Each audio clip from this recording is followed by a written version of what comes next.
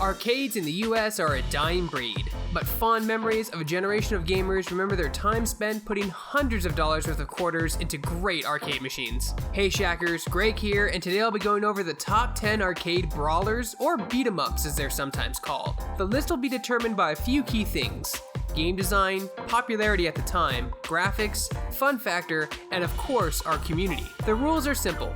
The game had to be an arcade game, obviously, and it had to have a US release, and the game must be a brawler.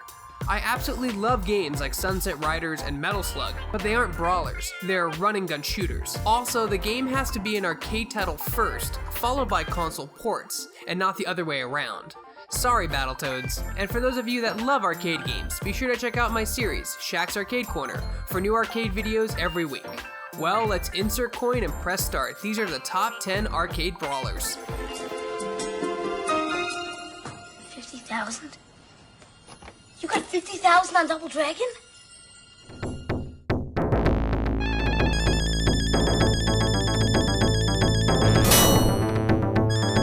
One of the most iconic brawlers in arcade history, Golden Axe was based heavily on the popular Western fantasy films at the time, like Conan the Barbarian. The sprites were well animated, the gameplay was fun and addicting, and rightfully so, as it was the same team that created Altered Beast. One of the earliest and well-known brawlers in the arcade scene, Golden Axe had made itself a part of video game history.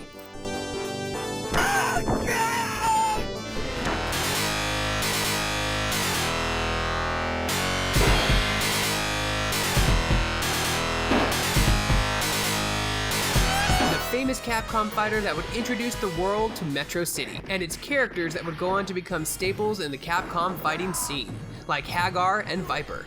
The game was originally meant to be a sequel to the popular Street Fighter, but the game designers changed it last minute to a brawler instead. Final Fight is another iconic brawler game that many kids and teens remember playing when it hit arcades in 1989.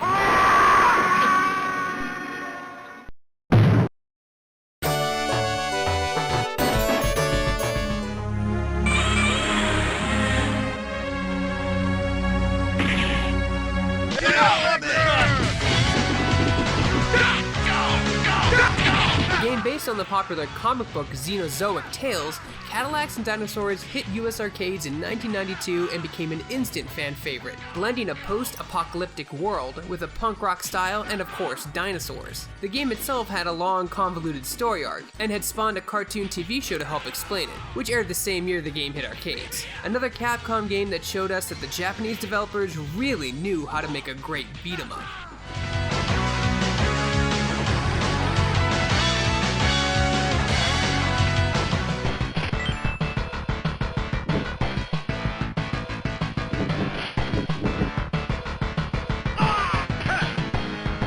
Yet another Capcom beat-em-up makes its way onto this list, Captain Commando. Released in 1991 and taking place in yet another Metro City, not related to Final Fight, you and your team of commandos are tasked with ridding the city of crime. Looking back at this game, you can see that a lot of the design and mechanics would be put into future Capcom game projects. Captain Commando and his team, Mac the Knife, Jinzu the Ninja, and Babyhead have made cameo appearances in many Capcom games and fighters, and keeping in mind that Captain Commando himself was a spokesperson of sorts for Capcom before his brawler debut is a fun little fact. Despite the game being awesome, it wasn't until 1998 in Marvel vs. Capcom did Captain Commando make his appearance again. Captain Commando. Kung Fu!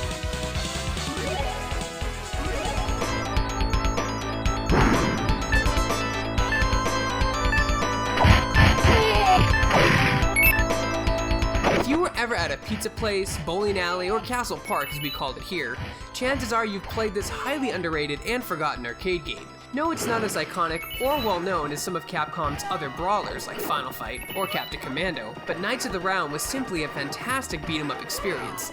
The animations were beautiful, and the theme of King Arthur's Round Table sallying forth to defeat evil knights and townsfolk was a great driving force. Knights of the Round was an arcade brawler that was really ahead of its time, and if you experienced it in an actual arcade, consider yourself lucky, as the game itself is extremely hard to find in today's rapid shrinking arcade business.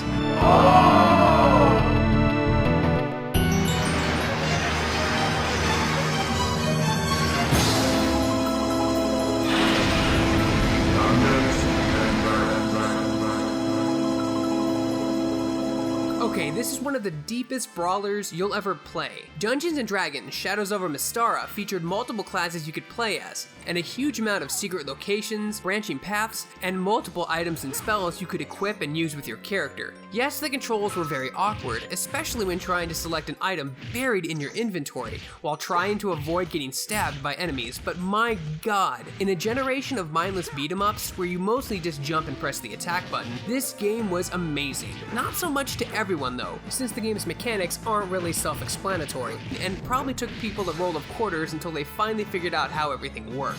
But it was an amazing brawler nonetheless. So amazing, you can actually get it on Steam officially. If you've never played this game, give it a whirl. You'll definitely be impressed.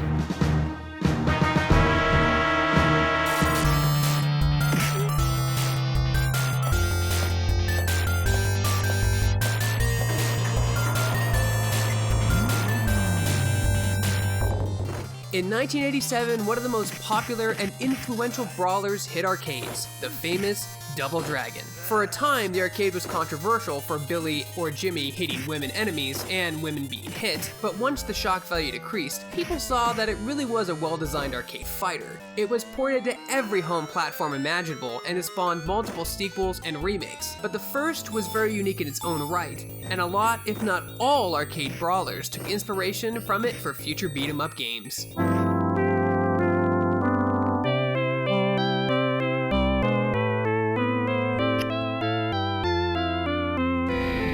In the 21st century, evil mutants led by Magneto aim to destroy the world. Humans can do nothing against the power of the evil mutant. The only hope is the X-Men.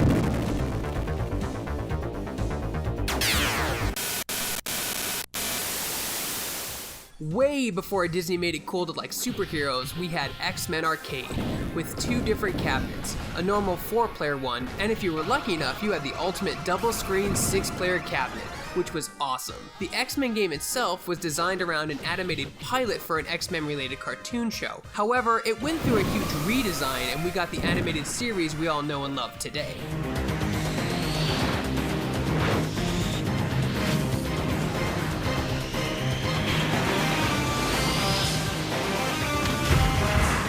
Sure, some of the English was translated poorly. Welcome to die. But playing as Nightcrawler, Colossus, Storm, Cyclops, Dazzler, or Wolverine was awesome. The game came out on Xbox Live many years later. If you've never tried it, check it out. Damn it, now I'm gonna have that stupid theme song stuck in my head all day.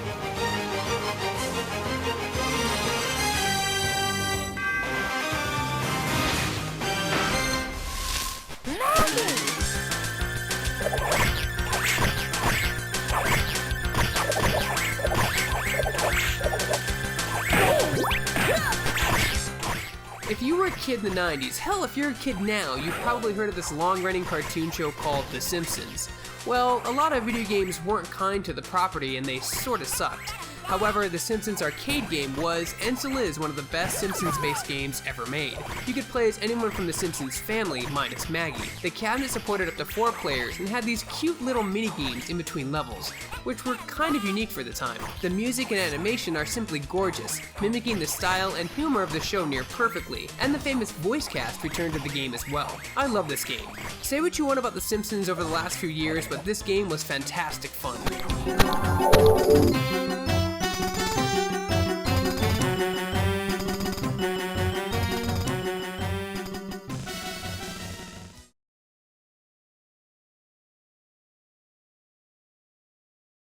Fire!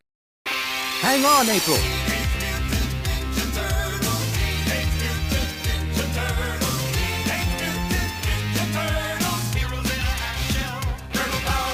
Oh, come on! How could you guys not see this coming? Yes, the Turtles brand has been on par with their sewer home lately, but in the 80s and early 90s, these guys were everywhere. And with good reason. The show was good, the movie was great, the action figures were awesome, and the games, well, the arcade game was the best. Playing as your favorite turtle with up to 4 other friends was a fantastic experience. Killing foot soldiers and fighting bosses like Bebop and Rocksteady with that iconic video game music playing. You could always hear that famous theme song over the arcade's ambient room noise, drawing you to its awesomeness. What arcade brawlers did you guys like the best? Which ones did I miss? Let us know in the comments below. For more videos like this and everything else gaming related, you're already in the right place. You're on Shacknews.com.